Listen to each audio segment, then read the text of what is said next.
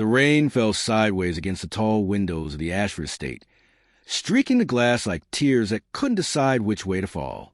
Delilah Morgan stood in the marble foyer, water dripping from her coat onto floors that probably cost more than her childhood home. Her hands were steady. Her heart was not. From somewhere deeper in the house, she could hear voices, low murmurs punctuated by the occasional sharp word. The family had gathered, summoned by doctors who had finally admitted what everyone already knew. Theodore Ashford III was dying, and the vultures had come to circle. A man in a dark suit appeared from a side hallway. Security. She could tell by the way he moved, the practiced assessment in his eyes as he took in her wet coat, her natural hair pulled back from her face, her skin that marked her as other in this world of old money and older prejudice. "Ma'am, this is a private residence. I'll need to ask you to leave." Delilah didn't move. "I'm here to see Theodore. Mr. Ashford isn't receiving visitors. Family only." She almost laughed. Almost.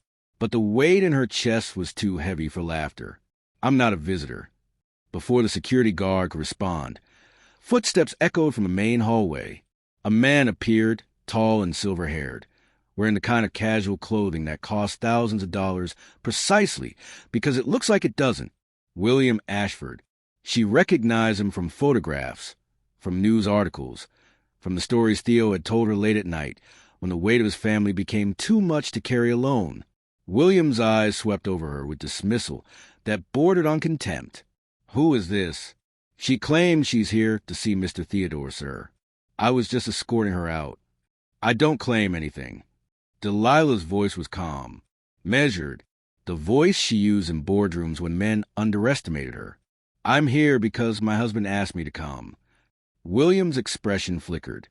Confusion first, then something darker. "Your husband, Theodore." The silence that followed was so complete she could hear the rain against the windows, the distant beep of medical equipment, her own pulse pounding in her ears. William laughed. It was not a kind sound. "I don't know what kind you're running, but you picked the wrong family. Theodore isn't married, has never been married, and certainly not to—" He stopped himself, but the implication hung in the air between them. "Certainly not to what?" Delilah asked quietly. William's jaw tightened. "Get her out of here." The security guard reached for her arm. Delilah stepped back. "I wouldn't." "Ma'am, please don't make this difficult." "I'm not making anything difficult. I'm walking into that room to see my husband. You can try to stop me, but I promise you, it won't end well for anyone." Something in her voice made the guard hesitate. Maybe it was the certainty. Maybe it was complete absence of fear. Or maybe it was the way she looked at William Ashford like he was an obstacle, not a threat. "Call the police," William said. "Have her arrested for trespassing." The guard reached for his phone. And then, from the converted library at the end of the hall, another voice emerged. Weak, strained, but unmistakable to anyone who had spent 11 years memorizing every inflection, every breath, every whispered promise in the dark. "Let her through." Everyone froze. "Theo, you need to rest." A woman's voice. His sister, probably. "I said let her through." Stronger now, fueled by something beyond physical strength. "She's my wife." Delilah walked past William, without looking at him, past the security guard, past a cluster of family members who had emerged from various doorways, their faces reflecting varying degrees of shock, confusion, and outrage. The library had been transformed into a hospital room. Medical equipment surrounded the bed where Theodore lay, his once powerful frame diminished by 18 months of fighting a battle he was never going to win. His skin was gray. His eyes were sunken. But when he saw her, those eyes lit up with something that looked like peace. "You came," he whispered. "I promise." She took his hand, ignoring the gasps behind her. "I always keep my promises to you. If you are new here, welcome to the timeless tale. If you have been here before, welcome back." Stories like this one remind us that love exists in many forms, and sometimes the most powerful truths are the ones we keep hidden the longest. 11 years earlier, Delilah Morgan had never heard of Theodore Ashford. The The conference room at Sterling and Associates Architecture occupied the 42nd floor of Chicago high-rise, offering panoramic views of Lake Michigan that were designed to impress exactly the kind of clients they were meeting today. Delilah stood near the back wall, invisible in a way junior associates were expected to be invisible, holding a tablet she didn't need, and wearing her best suit, which wasn't nearly good enough. The Ashford Lakeshore Development. 47 buildings. Mixed-use residential, commercial, and green space stretching along 3 miles of underutilized waterfront. The biggest project in Chicago's history, the kind of career-defining opportunity that came along once in a generation. And Delilah's firm was one of 6 finalists competing for the contract. The senior partners had been preparing for weeks. Renderings, scale models, presentations polished until they gleamed. Delilah had contributed exactly nothing, unless you counted the research she had done on her own time, the alternative design she had sketched in her apartment at 2 a.m, the proposals she had submitted to partners who never read them. Theodore Ashford III sat at the head of the conference table, flanked by lawyers and executives whose names Delilah had memorized but whose faces she couldn't quite match to their titles. He was older than she expected, mid-40s, maybe, silver threading through dark hair, a face that wasn't handsome exactly, but compelling in a way that made it hard to look away. He looked bored. Martin Sterling, the firm's founding partner, was 20 minutes into his presentation and showing no signs of slowing down. He gestured at renderings with practiced enthusiasm, deployed buzzwords with surgical precision, and completely failed to notice that his audience had stopped paying attention approximately 15 minutes ago. Delilah noticed. She noticed everything. It was her gift and her curse, the ability to read rooms that didn't want to be read, to see what others missed because they were too busy talking to listen. She noticed, for instance, that Theodore Ashford kept glancing at one particular rendering, the Central Plaza design. He would look at it, frown slightly, and then look away. Again and again, his eyes returning to the same spot with the same subtle expression of dissatisfaction. She knew why. She had spotted the flaw the moment she saw the design. The plaza was beautiful in isolation, but fundamentally disconnected from the residential towers surrounding it. The sight lines were wrong. The foot traffic patterns would create bottlenecks during peak hours. And the green space, while visually impressive, would be perpetually shaded by the tower to the west, making it useless for the community gardens the design supposedly championed. It was a kind of flaw that looked like nothing in a presentation and became everything in execution. The kind of flaw that got projects built exactly as designed and then retrofitted at enormous costs when reality failed to match the renderings. Miss Morgan. Delilah blinked. Theodore Ashford was looking at her. "I'm sorry," she said. "You've been staring at the plaza rendering for the past 5 minutes with an expression that suggests you either hate it or find it deeply amusing. I'd be curious to know which." The room went silent. Martin Sterling's face cycled through several shades of red. The other partners exchanged glances that promised consequences later. Delilah should have demurred, should have smiled and deflected and protected her position at a firm that barely acknowledged her existence. That would have been the safe choice, the smart choice. But Theodore Ashford was still looking at her with those sharp, curious eyes, and something in her refused to give him the answer he expected. "Neither," she said. "I find it deeply flawed." Martin Sterling made a sound like a man choking on his own tongue. "Miss Morgan is a junior associate, and not actually part of the presentation team. I apologize for the interruption. Now, if we could return to—" "No." Theodore Ashford held up a hand. "I want to hear this." "Deeply flawed how?" Delilah set down her tablet and walked to the rendering. She could feel every eye in the room on her, could feel her career disintegrating in real time. But she could also feel something else. The electric certainty that came when she knew she was right. The Central Plaza is positioned 47 feet too far west. From your current design, the shadow from Tower C will cover 80% of the green space from 1 p.m. to 6 p.m. during summer months. That means the community gardens you're showcasing will get approximately 3 hours of direct sunlight during peak growing season. Nothing will survive except shade-tolerant species, and certainly not the vegetable gardens your marketing materials promise. She traced a line on the rendering. Additionally, Your pedestrian flow patterns don't account for the metro station entrance here. During rush hour, you'll have cross-traffic conflicts that will make the plaza feel crowded and hostile rather than welcoming. People will learn to avoid it. Within 2 years, this showcase centerpiece will become a shortcut that no one actually wants to spend time in. She paused, suddenly aware of how quiet the room had become. But the bones are good. The concept is sound. It just needs repositioning. 30 feet east and a 12-degree rotation would solve the shadow problem.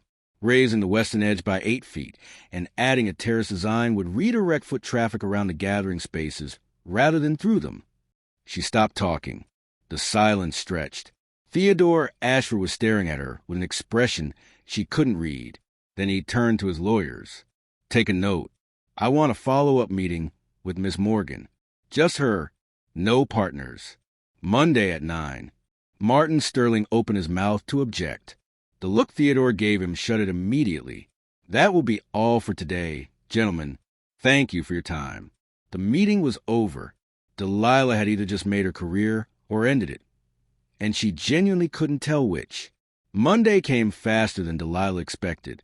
She arrived at the Ashford Chicago offices at 8:45, wearing her second-best suit, because her best one was still at the dry cleaner, and carrying a portfolio design she had spent the entire weekend refining. She expected to be met by assistants and lawyers, to be ushered into another glass-walled conference room and subjected to questions about her credentials, her experience, her qualifications. Instead, Theodore Ashford himself was waiting in the lobby. You're early, he said. I appreciate that. You're also early. I'm always early. I find it gives me an advantage over people who expect me to be late. He led her not to a conference room, but to a small coffee shop on the building's ground floor. They sat at a corner table, away from the morning rush, while a waitress brought them drinks they hadn't ordered. Theodore noticed her confusion. They know what I like. I hope black coffee is acceptable. It's perfect. He smiled. It transformed his face in ways she hadn't expected. So, Miss Morgan, tell me how a junior associate at a mediocre firm develops the insight to identify flaws that my entire architectural team missed. Delilah considered her answer carefully. Your architectural team didn't miss anything. They ignored it. There's a difference. Explain. They saw the shadow problem. They saw the traffic flow issues. But they also saw a client who wanted a specific aesthetic, and they decided that giving you what you wanted was more important than giving you what worked. She met his eyes. I don't operate that way. If something is broken, I say so, even if it costs me. And did it? Cost you? Sterling called me Saturday morning. I'm on probation. One more incident, and I'm out. Theodore's expression darkened. For telling the truth? For telling the truth to the wrong person at the wrong time. That's how it works in most places. Not at Ashford Holdings. Respectfully, Mr. Ashford, every company says that. Very few mean it. He laughed. A real laugh. Surprised and genuine. You're not what I expected, Miss Morgan. Delilah. He said her name like he was testing how it felt. I'm Theodore, though most people call me Theo. I know who you are, Mr. Ashford. Theo. She hesitated. There were lines here, professional boundaries that existed for good reasons. But there was also something in the way he looked at her, something that felt less like a business meeting and more like a beginning. Theo, she said. They talked for 3 hours that morning. About architecture, at first. About her designs, his vision. The ways the Lakeshore development could reshape Chicago's relationship with its waterfront. But gradually the conversation drifted. To her childhood on the South Side. To his years at boarding schools that felt more like prisons. To the gap between who the world expected them to be and who they actually were. My family has owned this company for 4 generations, Theo said, stirring a coffee that had long gone cold. I was raised to believe that the Ashford name was the most important thing I possessed. More important than my own identity. More important than anything I might want for myself. What do you want for yourself? The question seemed to surprise him. He was quiet for a long moment. I want to build something that matters. Not just buildings, but something that helps people, something that justifies the obscene amount of privilege I was born into. And your family? His face closed off slightly. My family wants what they've always wanted. Control. Status.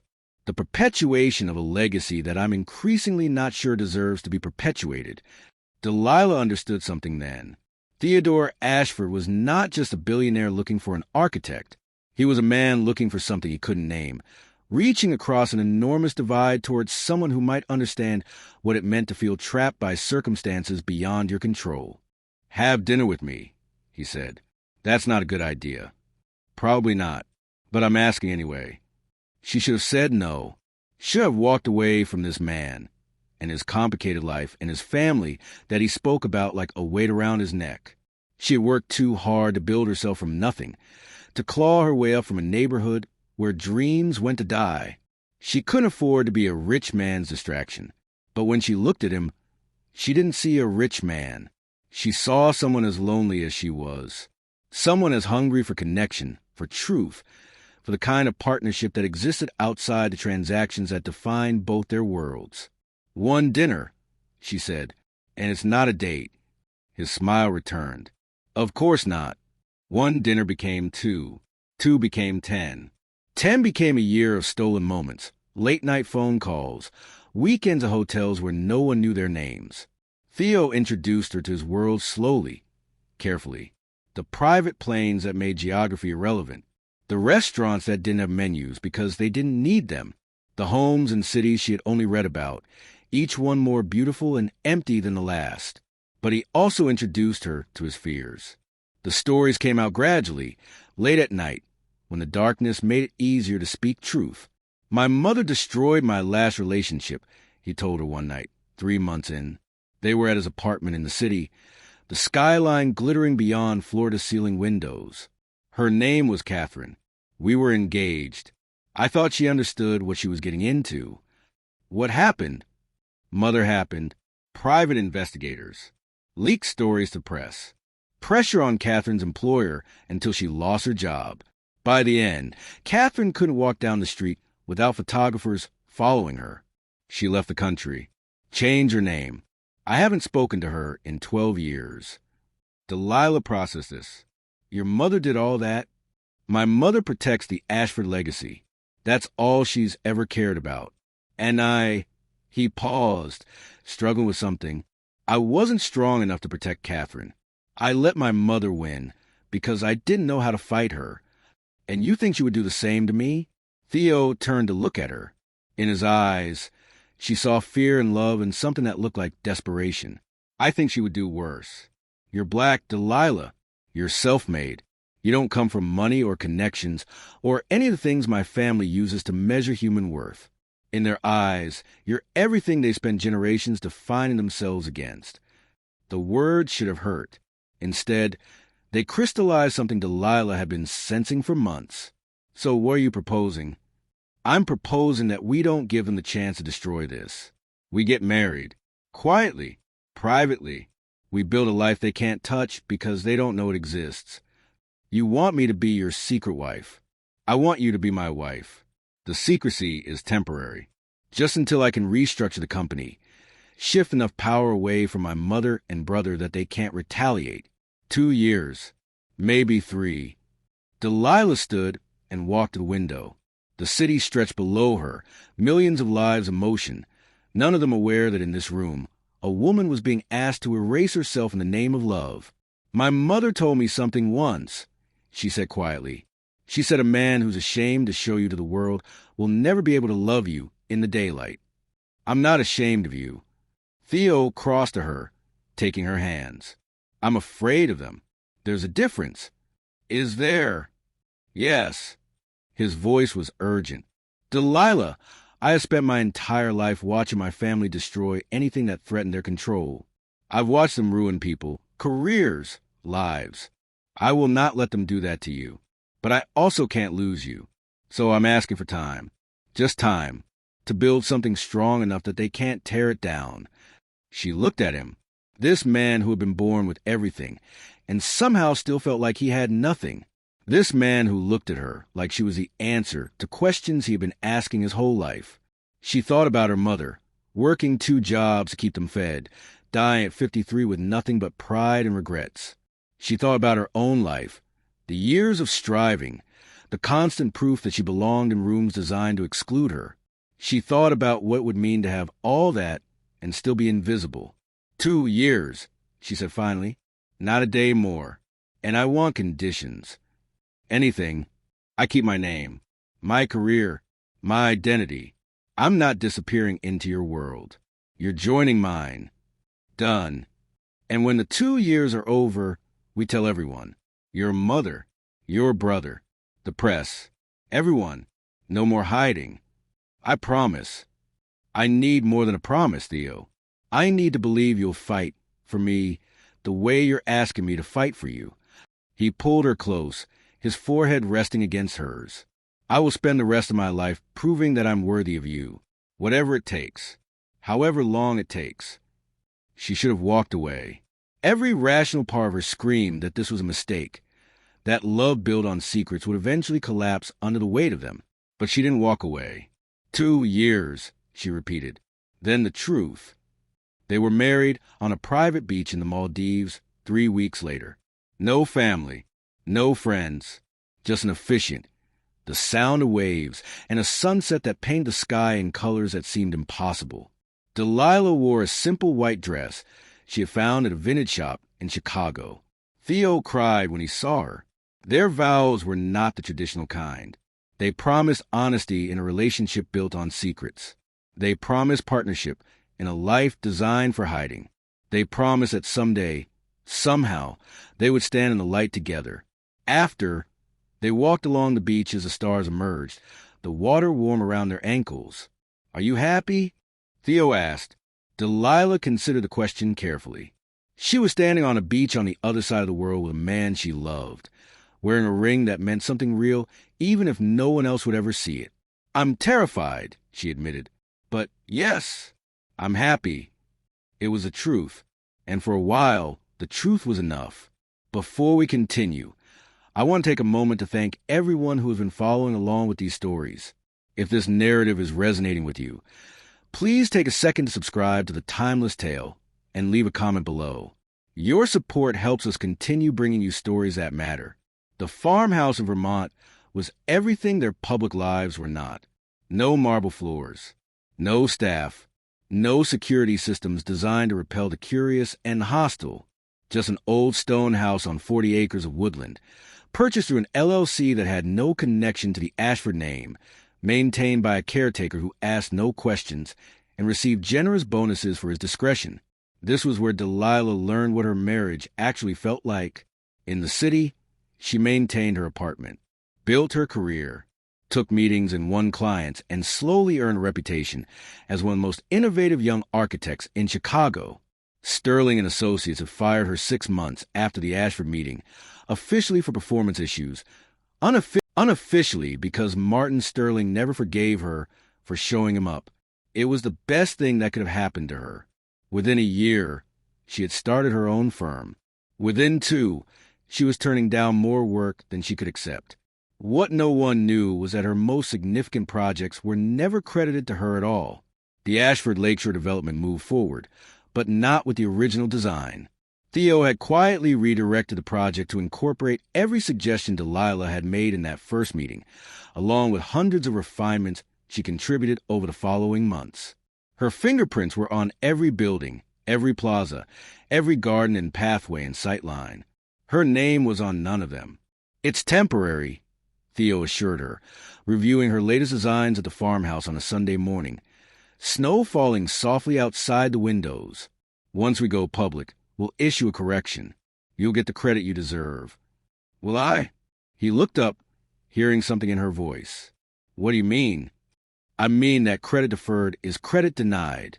By the time we tell anyone the truth, these buildings will have been attributed to other architects for years. History will remember them, not me. Theo set down the designs. You're angry. I'm realistic. There's a difference. She echoed his words from months ago, and he had the grace to wince. What can I do? Nothing. This is a deal we made. I'm just...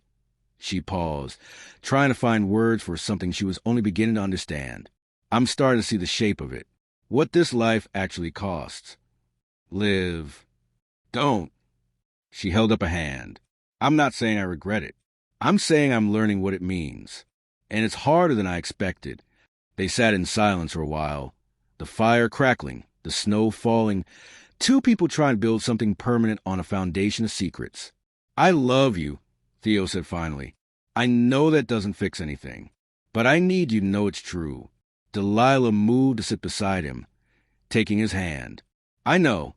I love you too. That's why this is so hard. The 2-year deadline came and went. There were reasons. There are always reasons. Theo's mother had suffered a health scare that turned out to be minor, but required months of attention. His brother William was making moves on the board that threatened Theo's position. A hostile takeover attempt from a competitor consumed an entire year of his attention. Each delay had an explanation. Each explanation made sense in isolation. But together, they formed a pattern that Delilah was increasingly unable to ignore. I'm starting to feel like a mistress in my own marriage, she told him one night, 3 years in. They were at the farmhouse, their refuge, the only place where they could exist as themselves. I have a husband I can't acknowledge, a life I can't share. I'm building an entire existence in the shadows, and I don't know if I'll ever be allowed into the light. You will, I promise. You've been promising for 3 years, Theo. I know, and I'm sorry, but the timing, there will never be a right time. Don't you see that? There will always be another crisis, another threat, another reason to wait. And while we wait, I disappear a little more every day. He reached for her, and she let him pull her close. But something had shifted, a crack in the foundation that neither of them knew how to repair. 1 more year, he said. Give me 1 more year. I'm restructuring my voting shares. Once that's complete, my mother and William won't be able to retaliate without destroying the company. We'll have leverage. And what happens to me while you restructure? You continue building your career, your firm, your reputation. When we go public, you'll have something that's entirely yours, something they can't touch or diminish. It was logical. It was reasonable. It was exactly the kind of argument she would have made herself if she were the one trying to buy time. But logic and reason don't mend cracks. They just paper over them. 1 year, she agreed. But Theo, I need you to understand something. If you ask me to wait again, I won't be able to do it. Some part of me will break. That can't be fixed. He looked at her with eyes full of love and fear and something that might have been shame. I understand, he said. She wanted to believe him. She really did. The pregnancy changed everything. Delilah found out on a Tuesday afternoon, alone in her Chicago apartment, staring at a test that showed 2 lines instead of 1. She sat on the bathroom floor for an hour, trying to understand what this meant for a life that was already impossibly complicated. She called Theo that night. He was in New York, attending a family function she could never be part of. His voice was distracted when he answered, the sound of conversation and clinking glasses in the background. Can you talk? Give me a minute. She heard him excuse himself, heard a door close, heard the noise fade to silence. What's wrong? I'm pregnant. The silence stretched so long she thought the call had dropped. Theo, I'm here. His voice was different now, shattered and reassembled. Are you sure? 3 tests. I have a doctor's appointment tomorrow to confirm. But yes, I'm sure. A baby. He said it like he was learning a new language. Our baby that the world won't know exists. Our baby that will be a secret, just like me. No, the word was immediate, fierce. No, this changes things, Liv. This has to change things. How? I don't know yet, but I'll figure it out. I swear to you, our child will not grow up in the shadows. I won't allow it. She wanted to believe him. The desperation in his voice was real, the love unmistakable. But she had heard promises before. Come home, she said. I need you here. I'm leaving now. I'll be there by morning. He was true to his word. By 7 a.m., he was at her apartment, holding her, making promises that felt different from all the ones that came before. Maybe it was the reality of a child. Maybe it was finally understanding that secrets have consequences beyond the people who keep them. We'll buy a new house, he said, pacing her small living room with energy she hadn't seen in months.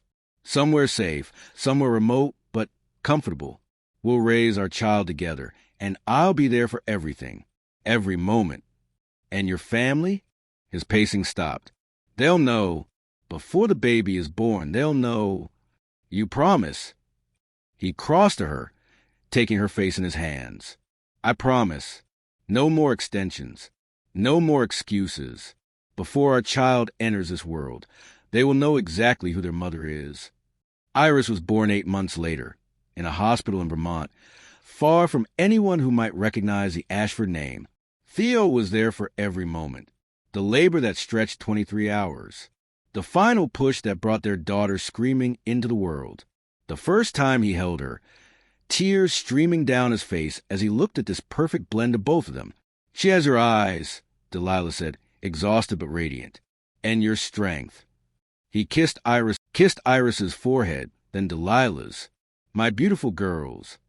For 3 days, they existed in a bubble of pure joy.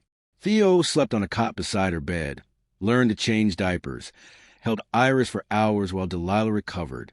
They talked about the future like it was something real, something possible. Then his phone rang.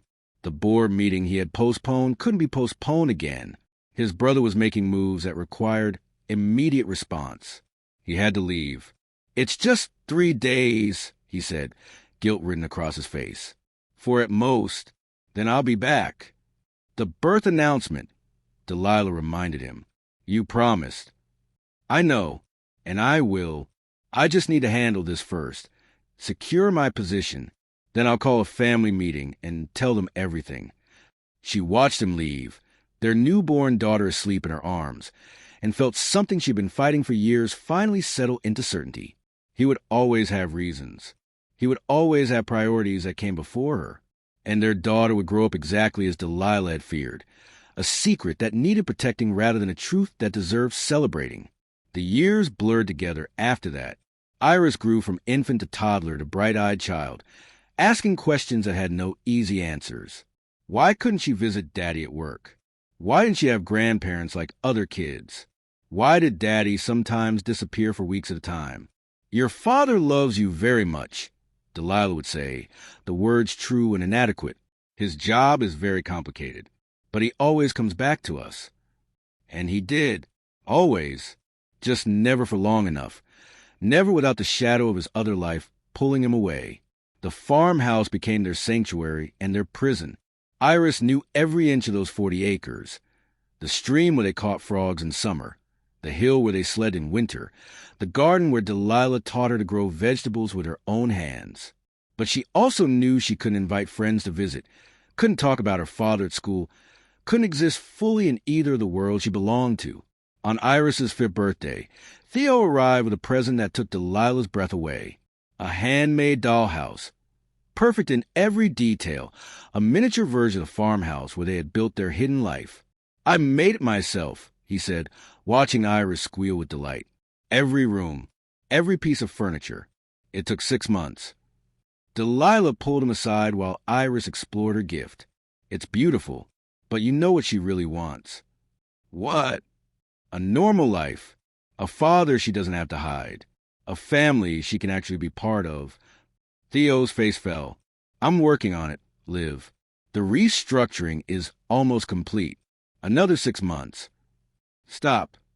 Her voice was quiet but final. I can't hear another timeline. I can't watch our daughter grow up in a lie while you promise things you can't deliver. That's not fair. Nothing about this is fair. That's my point. They stood in silence, the sound of Iris's laughter drifting in from the other room. What do you want me to do? Theo asked finally. I want you to make a choice. Your family, or us, your reputation, or your daughter. I want you to stop trying to have both and accept that some doors close when you walk through others. And if I can't? The question hung between them. Delilah didn't have an answer, or maybe she did, but wasn't ready to speak it aloud. That night, after Iris fell asleep clutching her new dollhouse, Theo and Delilah sat on the porch watching stars emerge in the Vermont sky. I'm dying, he said. The words didn't register at first. They seemed to belong to a different conversation, a different life. What? I've been having headaches, vision problems. I didn't want to worry you, so I saw a specialist in the city. He paused, his hand finding hers in the darkness. It's a brain tumor, glioblastoma. They say it's inoperable. The world tilted, the stars blurred. Everything Delilah thought she knew about their future collapsed into a single, terrible point. How long? 18 months. Maybe 2 years if the treatment works. She heard herself make a sound, something between a sob and a scream, and then Theo was holding her, his own tears falling into her hair. I'm so sorry, he whispered, for everything, for all the time I wasted trying to protect something that doesn't matter, for all the years I should have spent with you and Iris instead of fighting battles that were never worth fighting. Stop. Don't talk like this is over. It's not over. Not yet. But I need you to know. His voice broke. I need you to know that I'm going to fix this. Before I die, everyone will know you exist. Everyone will know Iris is my daughter. You won't have to hide anymore. Theo, I mean it this time. I know I've said before, but this time is different. I'm out of time for excuses. She pulled back to look at him, seeing the fear in his eyes, the determination beneath it. I believe you, she said. And for the first time in years, she actually did. The 18 months that followed were the best and worst of their marriage. Theo restructured his life around his illness, spending more time at the farmhouse than he ever had before. He watched Iris learn to read, taught her to ride a bike, filled the house with laughter and love in a way that felt like both gift and apology. But he also grew weaker. The tumor pressed on parts of his brain that controlled speech, coordination, memory. Some days were good. He was almost himself, sharp and present and full of plans. Other days, he couldn't remember what month it was. Delilah became caretaker as well as wife, navigating a medical system that didn't know she existed, while hiding her grief from a daughter too young to understand what was coming. 3 days before the end, Theo sent her a text. Just 3 words. It's time. She knew what it meant. The family had gathered at the Greenwich estate. The doctors had said there was nothing more they could do. And Theo wanted her there, finally, publicly, no more hiding. We're going to meet Daddy's family, she told Iris, packing a small suitcase with trembling hands. Are you ready? Iris's eyes were wide. Will they like me? Delilah knelt to meet her daughter's gaze. They will love you. And if they don't, that's their problem, not yours. The drive to Greenwich took 4 hours. Delilah spent most of it rehearsing conversations she hoped she wouldn't need to have, preparing for confrontations she knew were coming. When she pulled up to the estate gates, rain beginning to fall, she understood that everything she had built in the shadows was about to be dragged into the light. She thought she was ready. She was wrong. The library had gone silent in a way that felt dangerous. Delilah stood beside Theo's hospital bed, her hand in his, facing a room full of people who looked at her like she was a disease that needed to be eradicated. William's face had cycled through shock, denial, and settled into cold fury. An older woman in a wheelchair, Theodore Ashford, the matriarch Theo had spent his entire life both fearing and trying to please, watched with eyes that gave away nothing. A younger woman stood near the door, her expression different from the others, curious rather than hostile, calculating rather than dismissive. This would be Claire, Theo's younger sister, the one who had married a public school teacher and been semi-exiled from the family for her trouble. This is absurd, William said, his voice tight with controlled rage. Theodore, whatever game you're playing, it ends now. This woman needs to leave, and we need to discuss your actual estate planning. Theo's hand tightened around Delilah's. The machines beside his bed beeped steadily, marking time that was running out. Call Robert Chambers, Theo said, each word costing him visible effort. He has everything, all the documentation, everything you need to understand. Robert is our family attorney. He wouldn't be party to. He's been party to it for 9 years, William. Call him. The room shifted. Something in Theo's voice, the certainty, the complete absence of doubt, made William hesitate. He exchanged a glance with his mother, who gave an almost imperceptible nod. Fine. William pulled out his phone. "But when this falls apart, it will fall apart. I want security to remove this woman immediately." Delilah said nothing. She had learned long ago that silence was often more powerful than argument. Let them make their calls. Let them summon their evidence. She had waited 11 years for this moment. She could wait a little longer. Robert Chambers arrived 47 minutes later. He was older than Delilah had imagined from Theo's descriptions. 62, with silver hair and the kind of face that revealed nothing unless he wanted it to. He carried a leather briefcase that looked like it had seen decades of use, and when he entered the library, every eye in the room turned to him. "Thank you for coming, Robert," William said, moving to intercept him. "We have a situation that requires immediate clarification. This woman claims." "I know who she is." Robert's voice was calm. "Matter of fact, Mrs. Ashford, it's good to finally meet you in person." The silence that followed was absolute. William's face went pale. "What did you call her?" Robert crossed to Delilah and extended his hand. She shook it, feeling the weight of the moment settle around her like armor. "I've been managing Theodore's private affairs for nearly a decade," Robert said, turning to address the room. "This includes his marriage to Delilah Morgan, which took place 11 years ago in the Maldives. I have the original marriage certificate, notarized copies, and extensive documentation of their life together." He opened his briefcase and withdrew a thick folder. The first document he placed on the table was a marriage certificate, official, stamped, undeniably real. "This is impossible," William said, but his voice had lost its certainty. "Theodore would have told us." "He wouldn't have." Theodore made a choice to protect his wife and daughter from family interference. Given the history of how this family has treated his previous relationships, I believe his caution was justified. "Daughter?" Eleanor Ashford spoke for the first time. Her voice was thin but sharp, cutting through the room like a blade. "What daughter?" Robert withdrew another document, a birth certificate. Delilah watched as it was passed around the room, watched faces register shock and calculation, and, in William's case, something that looked like fear. "Iris Morgan Ashford," Robert said, 6 years old. Theodore's biological daughter, confirmed by DNA testing conducted at his request 3 years ago. She is, by the terms of Theodore's will, his sole heir. The word landed like a bomb. Sole heir. William's composure finally cracked. "That's not possible. The estate, the company shares, the family trust. All addressed in Theodore's will, which I updated 18 months ago when his diagnosis became clear." Robert's eyes met William's. "I would be happy to discuss the details at the appropriate time. For now, I suggest we focus on what Theodore actually wants, which is to spend his remaining time with his family. His entire family." Eleanor's wheelchair creaked as she leaned forward. Her eyes found Delilah's and held them with an intensity that felt like being X-rayed.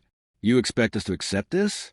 A secret wife who appears out of nowhere when my son is too ill to defend himself? A child we've never seen, never verified? This reeks of manipulation." Delilah had prepared for this moment, had rehearsed responses, arguments, evidence. But standing here, in the room where her husband was dying, facing a woman whose approval she had never needed and would never receive, she found that all her preparations were useless. "I don't expect you to accept anything," she said quietly. "I'm not here for your acceptance. I'm here because my husband asked me to come, because he wanted his family to know the truth before he died, because our daughter deserves to say goodbye to her father surrounded by people who should love her, even if they don't." She turned to look at Theo, at his sunken cheeks and labored breathing, at the man she had loved for 11 years despite everything it cost her. "I've spent more than a decade being invisible in my own marriage, hiding from people I never wanted to hide from, protecting a man who should have been strong enough to protect me. I'm done hiding. Whatever you decide to do with that information is your choice. But I'm not leaving this room, and neither is my daughter when she arrives." The room erupted, William demanding that Robert be investigated for malpractice, Eleanor issuing quiet commands to staff members. Voices overlapping, accusations flying, the careful facade of the Ashford family cracking under the weight of a truth they couldn't control. Through it all, Claire remained silent. She caught Delilah's eye across the chaos and gave the smallest nod. Not approval exactly, but recognition. The acknowledgement of one woman who had been deemed unworthy by this family to another. It wasn't much, but in that moment, it was enough. The memory came to Delilah unbidden, as memories do in moments of crisis. 5 years into the marriage, Iris was 2, just starting to form sentences, just beginning to ask the questions that had no good answers. Theo had promised to be there for her birthday, had sworn it, had blocked the date on every calendar he owned. He didn't come. A board meeting that couldn't be rescheduled. A vote that required his presence. An emergency that was somehow always more urgent than the life they had built together. Delilah had put Iris to bed that night, singing the songs Theo usually sang, reading the books Theo usually read. Her daughter had fallen asleep clutching a photograph of her father, and Delilah had stood in the doorway of that small bedroom in the Vermont farmhouse and felt something inside her begin to die.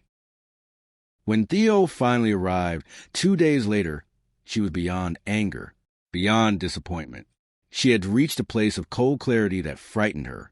"I can't do this anymore," she told him. They were on the porch, the night air cold around them, their breath visible in the darkness. "I've been telling myself that I can, but I can't. Live. Let me finish." She held up a hand. "I love you. I believe you love me. But love isn't enough if I have to keep disappearing to make room for it. Every year, there's less of me. Every year, I give up something else. A holiday I wanted to celebrate, a family member I couldn't introduce you to, a milestone you missed because your other life needed you more. That's not fair. Nothing about this is fair. That's my point." She turned to look at him, this man she had chosen against all better judgment. "I sat with your daughter on her 2nd birthday and explained why her father couldn't be there. Do you know what she said? She said maybe if she was a better girl, Daddy would come home more. She's 2, Theo, and she already thinks your absence is her fault." The pain that crossed his face was real. She didn't doubt that. "What do you want me to do?" he asked, and his voice was broken in a way she had never heard before. "I want you to choose. Not next year. Not when the timing is better. Now. And if I can't?"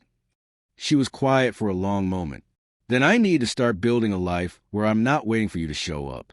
Where Iris has a mother who's fully present instead of one who's always looking over her shoulder, hoping.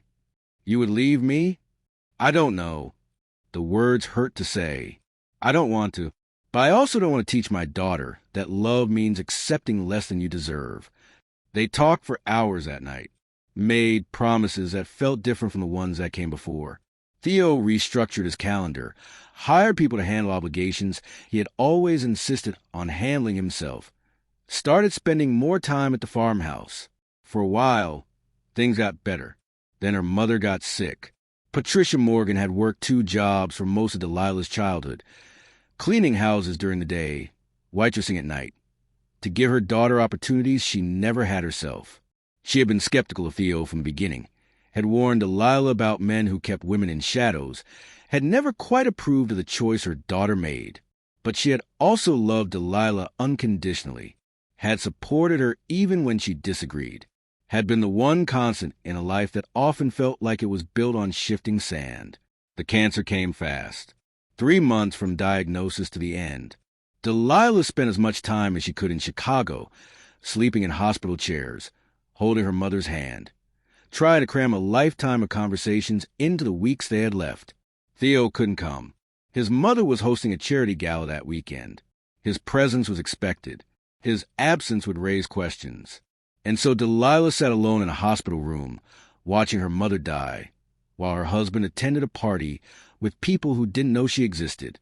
"I wanted to meet him," Patricia said near the end, her voice thin as paper. "Just once, just to see for myself." "I know, Mama. I'm sorry." "Don't be sorry, baby." Her mother's hand tightened on hers. "Just promise me something. Anything. Promise me you'll stop waiting for permission to exist. You deserve to stand in the light. Don't let anyone, not even him, convince you otherwise." She died 3 hours later.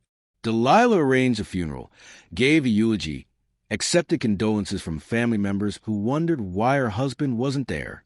She told them he was traveling, business overseas, couldn't get away. The lies came easier now. That was the part she hated most.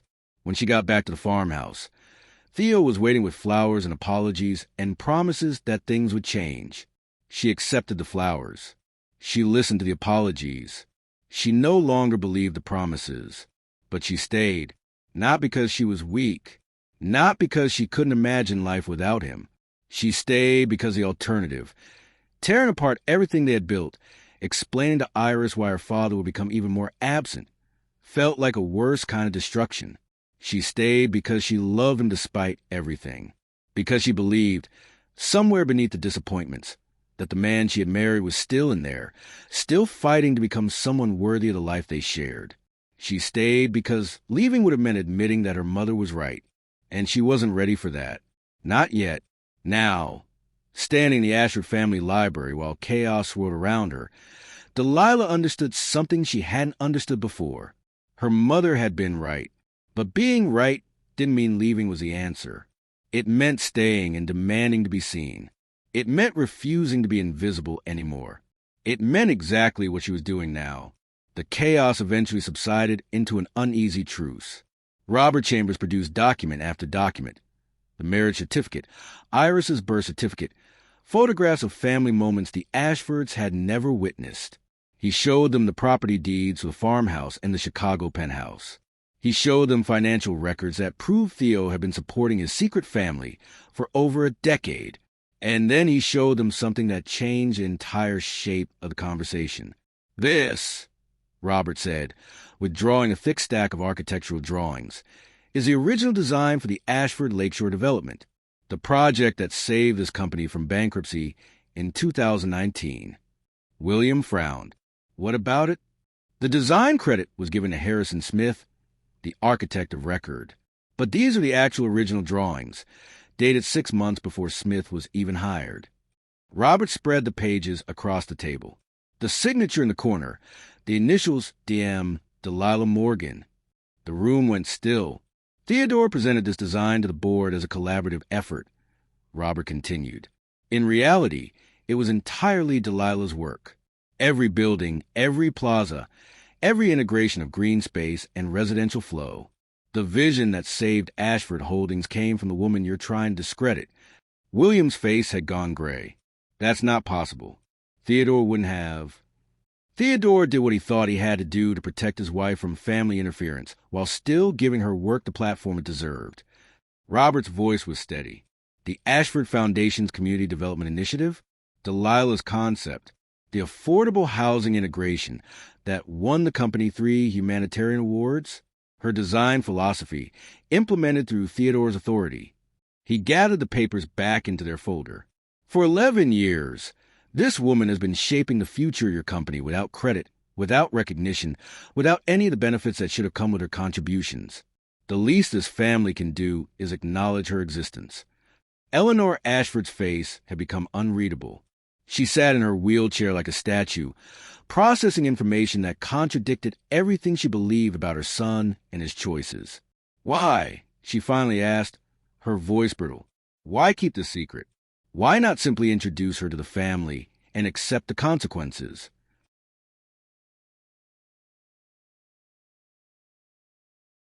Delilah answered before Robert could. "Because he was afraid of you." The words hung in the air, direct and unvarnished. "Theo loved you, wanted your approval. But he also knew exactly what you would do if you discovered he had married someone you considered unsuitable. He watched you destroy every relationship he ever had before me. He decided that protecting what we built was more important than seeking your acceptance. I never destroyed anything. I simply ensured that unsuitable attachments were recognized for what they were. Unsuitable. Delilah let the word sit between them. Because they weren't wealthy enough? Connected enough? The right color? Eleanor's eyes flashed. "I don't appreciate the implication." "It's not an implication. It's a statement of fact. Your son hid me because he knew you would try to destroy me the way you destroyed everyone else. He made me invisible to keep me safe from his own family. That's the truth of the situation. You can accept it or deny it, but it doesn't change anything." From across the room, Claire stepped forward. She had been silent through all the revelations, watching and listening with an expression Delilah couldn't quite read. "She's right, Mother." Every head turned. What Theodore did wasn't ideal, but we all know why he did it. We've all seen what happens to people who don't meet your standards. Claire's voice was steady, calm in a way that suggested she had been waiting years to say this. "Michael and I have been married for 15 years. You still refer to him as Claire's situation. You've never once acknowledged our children as real Ashfords. Is it any wonder Theodore chose a different path?" "This is not the time for family grievances," William interjected. "When is the time, William? When Theodore is dead. When you've managed to invalidate his marriage and cut out his daughter. When everything goes back to the way it was, with you in control, and anyone who doesn't fit the mold pushed to the margins." William's face reddened. "I'm trying to protect this family's interests. You're trying to protect your interests. There's a difference. This story is still unfolding, and I know many of you are invested in what happens next. If you have been following along and this narrative is speaking to you, take a moment to like this video and share your thoughts in the comments. Your engagement means everything to the timeless tale." The family retreated to another room to strategize. Delilah could hear them through the walls. Raised voices, occasional silences, the muffled cadence of argument and counterargument. She didn't try to listen. Whatever they decided, whatever legal challenges they mounted, she would face them when they came. For now, she was exactly where she needed to be, beside her husband, holding his hand, watching the slow rise and fall of his chest as machines kept track of a life that was slipping away. "They're not taking it well," Theo said, his voice weak but clear. "Did you expect them to?" A ghost of a smile crossed his face. "I expected exactly what's happening." William calculating how to minimize damage. Mother trying to maintain control. Claire being the only decent one in the bunch. "She defended me." "She defended you because she's been where you are. Married to someone the family deemed unacceptable. Watching her children grow up on the outside of a world they should have belonged to." He paused to catch his breath. "I should have been braver. Liv. Should have stood with her instead of letting Mother push her away." "You can't change the past." "No, but I can try to fix the future." His hand tightened on hers. "The will is set. Robert has everything. No matter what they do, you and Iris will be protected. I'm not thinking about that right now. You should be, because I won't be here to protect you, and they will come after everything." His eyes met hers with an intensity that belied his physical weakness. "Promise me you'll fight. Not for the money. I know you don't care about that. But for Iris, for her right to know who her father was, for her place in this world. I promise. And promise me something else." He struggled to sit up slightly, and she adjusted his pillows to help him. "Promise me you'll be happy again. After, that you won't spend the rest of your life grieving what we lost instead of building something new." Tears she had been holding back finally spilled over. "I can't promise that." "Try. For me." His free hand reached up to touch her face, wiping a tear with his thumb. "I wasted so much time being afraid. Afraid of my family. Afraid of consequences. Afraid of what they would think and say and do. And now I'm out of time, and all I can think about is every moment I should have spent with you and Iris instead. Don't. I have to. I need you to hear this." His breathing was becoming more labored, each word costing more effort than the last. "I loved you from the moment you told me my architecture was flawed. I loved your honesty, your courage, your refusal to be impressed by anything except the truth. And I failed you. Year after year, I failed you. You didn't fail. I did. We both know it. And I can't undo that. But I can tell you, now, while I still have the words." He paused, gathering strength. "You deserve better than what I gave you. Iris deserved better. And I am so sorry that it took me dying to finally do the right thing." Delilah leaned forward and pressed her forehead to his, the way she had done 1,000 times in their years together. "I forgive you. I forgave you a long time ago." "Why?" "Because holding on to anger was costing me more than letting it go. Because you're the father of my child and the love of my life. Even when you disappointed me. Because," her voice broke, Because I don't want my last memories of us to be about resentment. They stayed like that for a long moment, foreheads touching, breathing together, two people who had built something imperfect and beautiful in the shadows. A soft knock at the door interrupted them. Claire entered, holding the hand of a small girl with her father's eyes and her mother's complexion. Iris looked around the unfamiliar room with a mixture of curiosity and apprehension. Someone wanted to see her daddy, Claire said quietly. I hope that's all right. Delilah straightened up and opened her arms.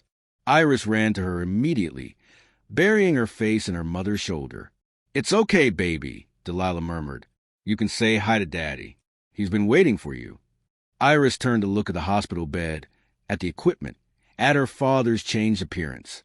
For a moment, Delilah feared she would be frightened, that the sight of Theo so diminished would be too much for a 6-year-old to process. But Iris surprised her. She walked to the side of the bed with careful steps and reached up to touch her father's hand. Does it hurt, Daddy? Not when you're here, Princess. Theo's voice was stronger than it had been all day, as if the sight of his daughter had given him reserves he didn't know he had. Come up here. I want to hold you. Delilah helped Iris climb onto the bed, arranging her carefully beside Theo. He wrapped one frail arm around her and closed his eyes, and for a moment he looked almost peaceful. I have to tell you something important, he said to Iris. Can you listen carefully? She nodded, her small face serious. I'm very sick, and the doctors can't make me better, so I'm going to have to go away soon. Go away where? Somewhere I can't come back from. But I need you to know, he paused, his composure cracking. I need you to know that I love you more than anything in the world, more than stars, more than the moon, more than every good thing put together. I love you too, Daddy. I know you do, and I need you to take care of your mother for me. Can you do that? Can you be brave and strong and help her when she's sad? Iris nodded solemnly. I'll be the bravest. That's my girl. He kissed the top of her head. And when you see a star at night, think of me, because that's where I'll be, watching over you, always. They stayed like that, father, mother, daughter, as the evening light faded and the machines continued their steady rhythm. Iris eventually fell asleep curled against Theo's side, exhausted by the emotion of the day. Claire had remained in the doorway, watching silently. At some point, she had started crying. She's beautiful, she said quietly. Your daughter? Thank you for bringing her in. It was the least I could do. Claire hesitated. I know this doesn't change anything, but I want you to know I'm not with them. Whatever happens after tonight, whatever legal battles they try to start, I'm on your side. Delilah looked at this woman who had been pushed to the margins of her own family for choosing love over status. Why? Because I know what it's like to be erased, and because Theodore was the only one who ever treated Michael with respect. My husband sends his condolences. By the way, he wanted to come, but he's not allowed at family functions. I know. Theo told me. Claire nodded sadly. This family has a lot to answer for. Maybe this is where it starts to change. She left them alone. Outside, the argument continued, voices rising and falling like waves against the shore. But in the library, there was only the sound of machines, of breathing, of a family finally allowed to exist together in the light. Theo died at 3:47 in the morning. Delilah was holding one hand. Iris, still asleep in the chair beside the bed, was holding the other. The machines registered the change before Delilah did. Alarms sounding, lights flashing, nurses rushing in. But she knew. Before anyone told her, before the doctor officially pronounced what the machines already showed, she knew. The hand in hers had gone slack. The face she had loved for 11 years had smoothed into an expression of peace. And the future she had imagined, the one where they finally got to live openly, where Iris got to know her father outside of stolen moments, where all the hiding finally ended in daylight. That future died with him. She didn't scream, didn't collapse. She sat very still, holding the hand that would never squeeze hers again, and let the grief wash over her in waves so big she thought they might drown her. Iris woke to the commotion. She looked at her father's still face, at her mother's tears, and somehow understood without being told. "Is Daddy a star now?" she asked. Delilah pulled her daughter close. "Yes, baby. Daddy's a star now." They held each other as medical staff worked around them, as family members filtered in with varying degrees of genuine grief and profound sorrow, as the machinery of death, certificates and phone calls and arrangements, began to grind into motion. Through it all, Delilah held her daughter and let herself feel everything she had spent years pushing aside: the love, the anger, the disappointment, the gratitude, the profound, aching loss of a life that had been imperfect and precious and unrepeatable. He was gone, and she was finally, irrevocably visible. The will reading took place 1 week after the funeral. The funeral itself had been a spectacle, covered by the press, attended by politicians and business leaders and society figures who had never known the real Theodore Ashford. Delilah had attended with Iris at her side, dressed in black, enduring stares and whispers and the intrusive clicks of cameras. The world now knew about Theodore Ashford's secret wife and daughter. The story had broken 2 days after his death. Leaked, Delilah suspected, by someone in the family who thought exposure would be a weapon. Instead, it had become something else. A love story. A tragedy. A tale of a man who chose to protect what he loved most at any cost. The public response had been unexpectedly sympathetic. Women who had been hidden by powerful men saw themselves in Delilah's story. Parents who had been forced to make impossible choices saw Theo's dilemma with compassion rather than judgment. The narrative that William had hoped to control, gold digger, manipulator, con artist, refused to take hold. Now they gathered in the Ashford family attorney's office for the reading of the will. William sat on one side of the room with a team of lawyers, bristling with barely contained aggression. Eleanor was present in her wheelchair, silent and watchful. Claire sat near Delilah, a quiet ally in hostile territory.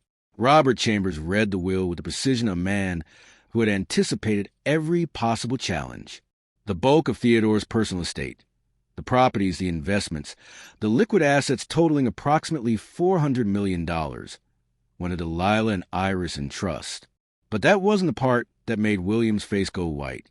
The voting shares in Ashford Holdings, the block that Theodore had accumulated over decades, the percentage that tipped the balance of power in any board decision, those shares went entirely to Delilah, not in trust, not with restrictions. Outright ownership that gave her effective control over the company's direction. "This is insane," William exploded. "He's giving voting control to someone with no experience in our business? Someone who designed the projects that saved the company," Robert interrupted calmly. "Someone who understands the company's architecture, literally and figuratively, better than most of the current board. We'll contest this. Mental incompetence. Undue influence. There are grounds. You're welcome to try." Delilah's voice was quiet, but carried through the room. "I have 11 years of documentation. Every email Theodore sent me about company business. Every design discussion. Every strategic conversation. I have recordings, made with his consent, of meetings where he discussed his wishes for the company's future." She stood, smoothing her black dress with hands that didn't tremble. "I also have records of every time your mother tried to interfere in Theodore's personal life. Every private investigator she hired. Every threat she made to women he cared about. Every attempt to control a grown man's choices because she couldn't accept that he might want something different than what she planned." Eleanor's face remained impassive, but something flickered in her eyes. "I don't want your empire, William. I never did. I have my own career, my own life, my own ambitions that have nothing to do with Ashford Holdings." Delilah paused. "But I will not allow you to erase my husband from history. I will not allow you to pretend our marriage didn't exist or that our daughter isn't Theodore's heir. And if you force me to fight, I promise you I will win."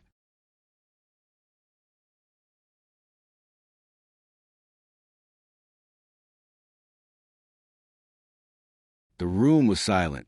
"What do you want?" William finally asked, his voice stripped of bluster. "I want Iris to know her father's family. Not the version you present to press, but the real one, complicated and flawed and human. I want her to understand where she comes from." She looked at Eleanor. I want you to acknowledge that your son made his own choices, and that those choices were valid even if you didn't approve of them. And the shares, I'll vote them in line with Theodore's vision.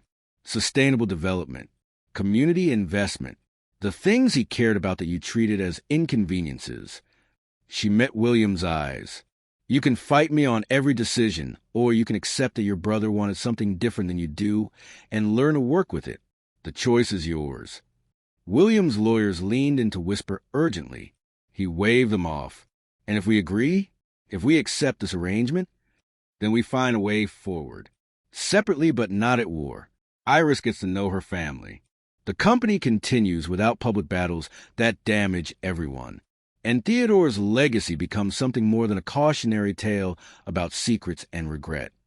It wasn't an easy negotiation. It wasn't a clean resolution. But over the following hours, a fragile understanding began to emerge.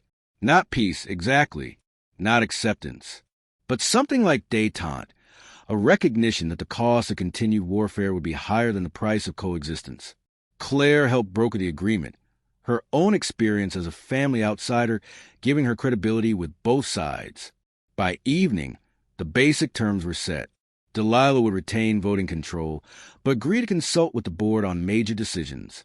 Iris would be formally recognized as Theodore's heir, with all the rights and responsibilities it entailed. The family would present a united front publicly, whatever private tensions remained. As Delilah prepared to leave, Eleanor's wheelchair moved to block her path. "You think you've won," the old woman said. "I don't think this is about winning. Everything is about winning. That's something my son never understood." Eleanor's eyes were sharp despite her age. "You know, I'll never accept you. Never consider you a real part of this family." "I know, but—" Eleanor paused, and for a moment, something almost human flickered across her features. The child. Iris. She has Theodore's eyes. She does. She'll have a place here. Whatever I think of her mother, she's an Ashford. That means something. It was not warmth. It was not welcome. But it was an acknowledgement. The first Eleanor had offered. That Iris existed. That she mattered. That she belonged. "Thank you," Delilah said. And she meant it 6 months later. Spring had come to Vermont, softening the landscape with new growth. The farmhouse that had been their refuge was now simply home. No longer hidden. No longer secret. No longer a place that existed outside the real world. Delilah stood on the porch, watching Iris play in the yard with the dog they had adopted 3 months ago. The child had grown so much since Theodore's death, not just physically but emotionally. She asked about her father often, looked at his pictures every night before bed, talked about him to her new classmates with the casual confidence of a girl who finally had nothing to hide. The photograph on the mantel inside showed Theodore holding Iris on her first birthday, both of them laughing at something off camera. Delilah had taken that picture herself, in a moment of pure joy that had seemed impossible to preserve and impossible to lose. She had lost so much. The man she loved, the future they had planned, the years they should have had. But she had also gained something. The right to exist fully. The ability to talk about her husband without coded language and careful omissions. A daughter who no longer had to wonder why her life was different from everyone else's. Claire visited once a month now, bringing her own children to play with Iris. The cousins were becoming friends in a way that wouldn't have been possible before Theodore's death. Something good was growing from the wreckage. William maintained a careful distance. Their board meetings were professional, sometimes contentious, but never cruel. He had accepted, if not embraced, the new reality. Delilah suspected it helped that the company's stock price had risen significantly since she had begun pushing Theodore's community development agenda. Money had a way of softening ideological objections. Eleanor had died in her sleep 2 months after the will reading, taking her disapproval to the grave. Delilah had attended the funeral out of respect for Theodore's memory. She had not cried.